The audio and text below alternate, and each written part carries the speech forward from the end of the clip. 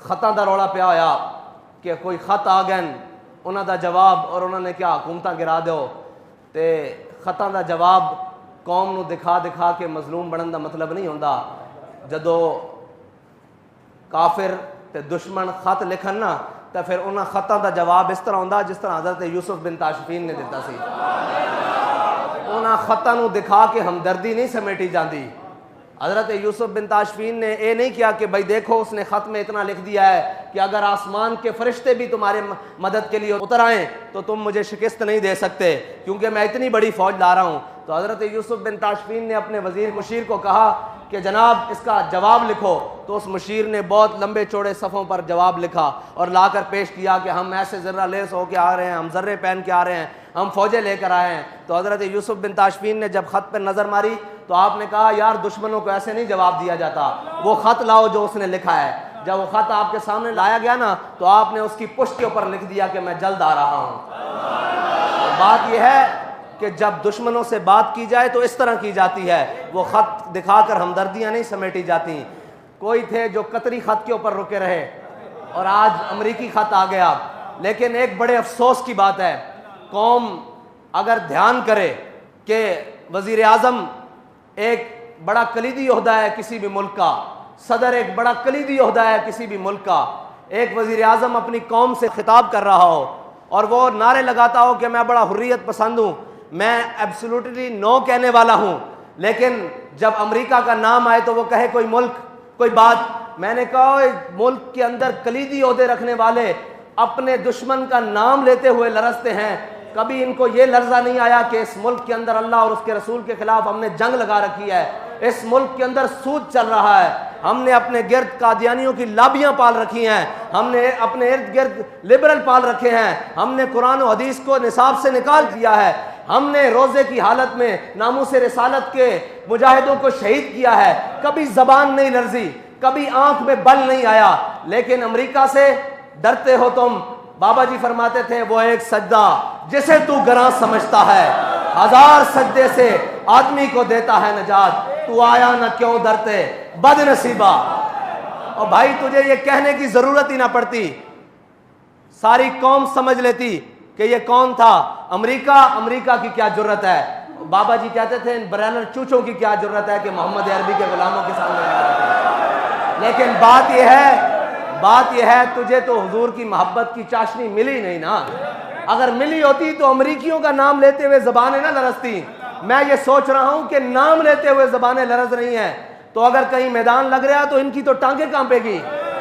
अगर उनको कोई बात कर सकता है तो वो कोई मौला कायनात का गुलाम कर सकता है। तो जब दुश्मन आए ऐसे चौड़ा होकर, तो आपने फरमाया अनल्लज़ी सम्मतनी उम्मी हैदरा, फरमाया मेरी माँ ने भी मेरा नाम हैदर रखा, झाड़ियां दा शेर। हुण तू अगर नामूसे रिसालत दे मुजाहिदां दे उत्ते गोलियां ना चलाइयां होंदियां और तू वो वक्त ना गवाया होंदा जिहड़ा रब ने तेनू बड़ा बेहतरीन वक्त दिता सी, और यही गल्लां उस वक्त खड़े होके कर दित्तियां होंदियां कि ओए असी सारा कुछ बर्दाश्त कर लवांगे, असी अमरीका ते फ्रांस नूं भी देख लवांगे, लेकिन अपने हबीब दी इज्जत ते सौदा नहीं कर सकते। ते अज ये लंबियां तकरीरां ते रो के दिखाण दी कौम नूं जरूरत ना पैंदी। कौम तेरे पीछे, लोग कहते हैं जी आप इसके साथ चलें। मैंने कहा साथ चलना पीछे की बात है, अगर ये नामूस रिसालत के ऊपर खड़ा हो जाता हम इसकी जूतियां अपनी पगड़ी में बांधने के लिए तैयार थे। लेकिन अगर कोई हमें कहे कि इक़्तिदार की खातिर इसको साथ रखो तो मर ही जाऊं जो इस दर से जाऊं 2 कदम, क्या बचे बीमार गम कुर्बे मसीहा छोड़कर। ऐसा एक इक़्तिदार नहीं, सारी दुनिया का इक़्तिदार भी हो, हम अपने पांव की ठोकर पे भी नहीं रखते।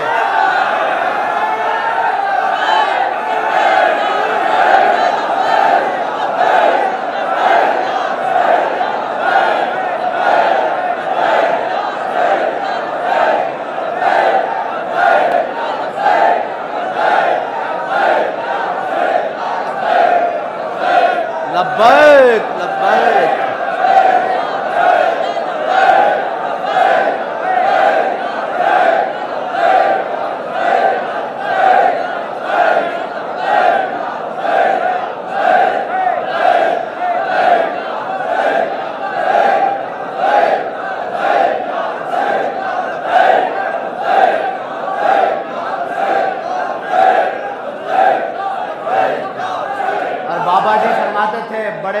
नसीब जो करार तक न पहुंचे। वो करार यही था कि तुम सारी यूरोपीय यूनियन को समेट के एक साइड पे रखते, अमेरिका को समेट के एक साइड पे रखते और वीटो पावर वाले सारे ममालिक को लपेट कर एक साइड पे रखते। वो कहते कि बस जी हम सारी बातों पर कंप्रोमाइज़ कर सकते हैं, अपने आका और मौला की नामूस के लिए अगर तुम बात कर देते बाखुदा ये दिन तुम्हें नहीं देखने पड़ते। लेकिन अभी तुमने देखने हैं, अभी तो दुनिया में देखे हैं, अभी तो आगाज़ है, अभी तो अंजाम उस हशर के दिन तक बाकी है जब हुजूर के सामने पेश होना है और उस किसी नुक्कर में अमीरुल मुजाहिदीन भी खड़े होंगे और वो ये नहीं तुम कह सकोगे कि हमें बताया किसी ने नहीं। भाई तुम्हें रोडों पर रोजे की हालत में खून में नहा कर भी बताया कि बाज आ जाओ हुजूर की नामूस पर पहरा दे लो। तुम्हें हथकड़ियां पहन कर भी बताया, तुम्हें तख्तादार वाली कोठरियों में जाकर भी बताया क्यों आ जाओ वापस, हमारा तुमसे कोई जाती झगड़ा था, हमने तुमसे कोई चीज मांग ली थी, तुम तो बैग और गाड़ियां भर कर लाए थे, हमने सारी लुटा दी थी कि भाई हमारा सौदा बाजार मुस्तफ़ा में हो चुका है। ये हमने तारीख जो है ना ये सौदागरों के लिए नहीं बनाई, ना बाबा जी ने इसके अंदर मेहनतें सौदागरों के लिए की हैं। ये तारीख का मकसद सिर्फ एक था कि वरफ़ाना लका ज़िक्र का चर्चा होता रहे।